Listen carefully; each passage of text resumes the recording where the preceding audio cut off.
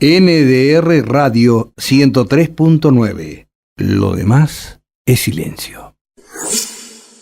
Estamos en contacto telefónico con la ciudad de Mar del Plata porque vamos a conversar con Fernando Lozada, componente de la agrupación Ateos y Ateas de aquella ciudad. Fernando, ¿cómo te va? Buen día, gracias por atendernos.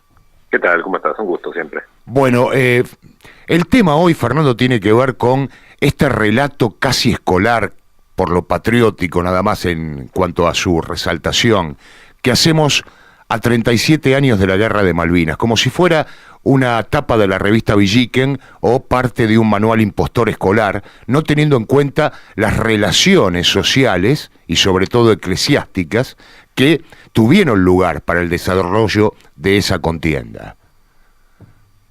Sí. Me resulta siempre llamativo que se hace como una decisión entre la dictadura y lo que fue el conflicto de Malvinas, ¿no? Uh-huh.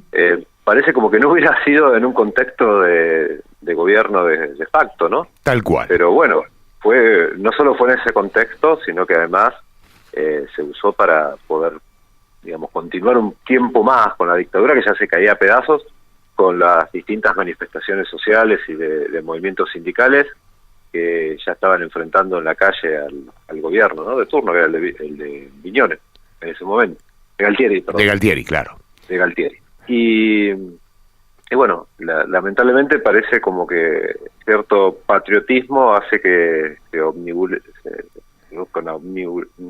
Sí, pasa ¿sabes? eso, Fernando, con palabras difíciles. Obnubilen. Parece que exactamente. Y realmente hay que verlo en ese contexto. Yo creo que fue algo absolutamente inútil. No era necesario, se podría haber seguido por la vía, digamos, incluso hasta del boicot, si querías. O incluso había buen vínculo entre quienes vivían en las Malvinas y el territorio de la Patagonia, porque había pocos recursos y algunos viajaban, iban y venían, o sea, que hasta si se quería una invasión cultural se podría haber hecho. Claro. Pero bueno, el tema es que la Iglesia fue cómplice de cada uno de los golpes de Estado en la Argentina, y también fue cómplice de las muertes que fueron producto de esta, digamos, de lo que fue el desembarco en Malvinas y la posterior toma, ¿no? ¿Vos recordás, Fernando, algo en particular, un hecho en particular adoptado por la Iglesia Católica en aquel entonces? Sí, a ver, por empezar, la Conferencia Episcopal Argentina, que es la que nuclea a todos los obispos y obispados de la Argentina, hizo un comunicado en el cual apoyaba y festejaba que se hubiera tomado este accionar, ¿no? Uh-huh. Eso fue muy claro. Por otro lado, el fraile Aníbal Fosbury, que es el que funda FASTA, la Fraternidad de Agrupaciones de Santo Tomás de Aquino, que tiene una universidad en Mar del Plata, otra en Bariloche, y después colegios en todo el país, decenas de colegios en todo el país. Este Fosbury, el fraile dominico, era asesor de Galtieri, y fue a Libia a comprarle armas a Gaddafi, por ejemplo, ¿no? Eso, bueno, al final se frustró, pero bueno. Después, cuando se nombró a Benjamín Menéndez como gobernador de las islas, el genocida Benjamín Menéndez, el nuncio apostólico en ese momento era Calabresi, y algunos obispos, 8 obispos, viajaron para legitimar ahí su mandato. Recordemos que el nuncio apostólico anterior, que hacía poquito se había ido, que era Pío Laghi, terminó de embajador en Estados Unidos después de estar acá. Eso sí. No es un dato menor tampoco. Tal cual. Vos sabés que haciendo esta recorrida por tantos nombres como la que realizás, me arranca una sonrisa, pero muy irónica, ¿no? Por supuesto, Pío Laghi, Calabresi, nombres que tienen que ver estrechamente con el terrorismo de Estado. Bueno, curas que están vinculados al terrorismo de Estado de una forma obscena, de todo, a ver, la cúpula estuvo toda vinculada. Uh-huh. y estamos hablando que había cientos de capellanes que estaban en las Fuerzas Armadas durante el golpe y después en lo que fue toda la dictadura, ¿no? Sí. Entonces, pero hay nombres que se destacan, por ejemplo, el de Tórtolo, que era el confesor de Videla, obispo de Entre Ríos, tipo nefasto si los hubo. Bueno, Bonamín, que era el pro vicario castrense, Bonamín, que hacía un diario y contaba todas las barbaridades en un diario, un libro muy bueno publicado que se llama Profeta del Genocidio. que son transcripciones de su diario personal, que se pudo recuperar, y análisis de lo que dice en ese diario, ¿no? Es muy, muy interesante. Después, bueno, Primatesta, que era el presidente de la Conferencia Episcopal durante la dictadura, fue el que en 1978 le dijo a Videla que utilizara el término desaparecido, ¿no? Claro, claro.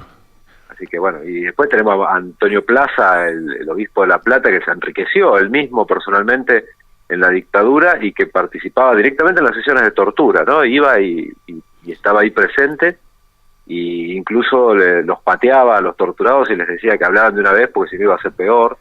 O sea, ese tipo de gente, bueno, es la que sostuvo la Iglesia Católica en esa época. Sí, dando el aval, sobre todo Monseñor Plaza, como vos decís, entre tantos otros, ¿no? A las torturas. Borrachino. Claro, bueno, mirá cuántos nombres. Uno, la verdad que debería hacer memoria. Bueno, ese era de la Policía Federal. Claro, intimidante, ¿no? En todo sentido. Christian von Wernich. Mirá vos los nombres que nos haces recordar, Fernando. Fue condenado por, creo que alrededor de 40 casos de secuestro, 30 y pico de tortura y 7 asesinatos. Un Berry que sigue siendo cura al día de hoy, ¿no? ¿Sigue siendo cura? Y dando misa, sí. Ajá. ¿Sabés? En la cárcel. Claro, en la cárcel. Bueno, es parte de la infamia, ¿no? Que estamos transitando de esta realidad y como parte de la historia, que es mucho más infame aún, mucho más mentirosa, indudablemente. Después, bueno, Juan Pablo II en el conflicto de Malvinas. Recuerdo. Estuvimos con Chile, también participó, ahí pidió, digamos, que los obispos locales ya empezaran a trabajar para que cese de alguna manera el conflicto y empezar a pacificar. Él, antes de venir a Argentina y pedir justamente eso, viaja a Inglaterra y se reúne con Margaret Thatcher, que era una socia de él, sobre todo porque ya ahí era la época que estaban pergeñando la caída de Polonia del comunismo para que entrara el capitalismo, y tanto ella como Ronald Reagan lo financiaban para que él financie al ex Palesa y al Sindicato Solidaridad. Claro. Bueno, por eso me parece tan interesante hacer este recorrido apelando a la memoria, para poder de alguna manera significar o resignificar, si querés, sin, por supuesto, negar todo lo sucedido y mucho menos tergiversar, todo lo contrario, y que tiene que ver con todo esto que hace a las determinaciones de la guerra, porque estamos mal acostumbrados, me parece, a hablar de la guerra como si fuera una gesta, y aquí hay un millar de situaciones, de episodios, que me parece que hay que connotar como para poder tener una criticidad de conciencia y saber quiénes son los que convocaron a esa guerra y por qué se convocó a esa guerra, y a quienes enviaron, por sobre todas las cosas, a asesinar, y hoy se los hace ver como héroes cuando en realidad son víctimas del terrorismo de Estado. Y digo, no por no reconocer su valía, sino porque me parece que denominarlos héroes es minimizar la situación de manera adrede y no situarlos en el lugar que les corresponde, que son víctimas del terrorismo de Estado.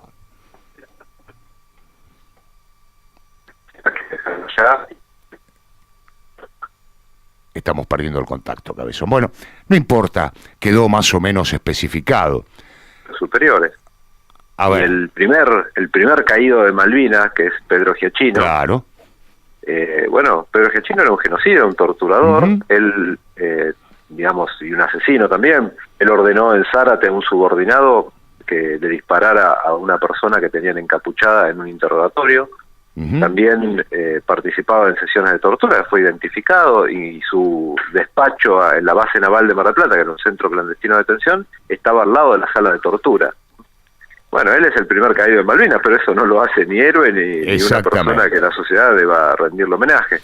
En Mar del Plata se logró sacar el cuadro que estaba en el Consejo Deliberante, con su imagen, que estaba junto al resto de los caídos de Malvinas y de los desaparecidos de la dictadura, así que se sacó en el 2011, y hace poquito el intendente actual, en estos días del 24 de marzo, habilitó una muestra en el hall de la municipalidad sobre Malvinas, y en esa muestra pusieron el mismo cuadro que se bajó del Consejo Deliberante. Ajá. Lo cual es una afrenta encima el 24 de marzo, ¿no? Ni siquiera el 2 de abril, el 24 de marzo lo hacen. Bueno, pero proviniendo de Carlos Arroyo, la posibilidad es latente. Sí, esto, y encima la muestra no la organiza una agrupación de veteranos, sino algo que se llama el Círculo de Defensa Nacional, cuyo presidente, Sosa Fochman, está en videos con Carlos Pampillón y con algunos representantes del FONAPA que hoy están presos con condena de 9 años. Sí, y en ese mismo video, en ese mismo video se lo ve a Fochman haciendo el saludo nazi también. Claro, claro. Bueno, vos sabés que con respecto a Pedro Edgardo Giachino, lo nombramos en el inicio del programa de hoy, en este editorial que hicimos, y como cualidad de su prontuario se resaltaba a través de los medios por siempre revalidadores de las necesidades del poder de aquel entonces, como un hombre que había combatido en el operativo Independencia y en la guerra contra la subversión. Y vos, bueno, mencionaste esto, ¿no? Claro. De hecho, él mismo pidió que se lo mandara a perfeccionarse en la Escuela de las Américas, ¿no? La Escuela de Asesinos. Claro. Bueno, la verdad, Fernando, que fue un placer hacer un reconocimiento de nuestra memoria un poco apartada, lamentablemente, y que debemos tener siempre en estado de latencia. Te agradezco, como siempre, este rato que nos brindaste. No, por favor, un placer y siempre a disposición. Un abrazo.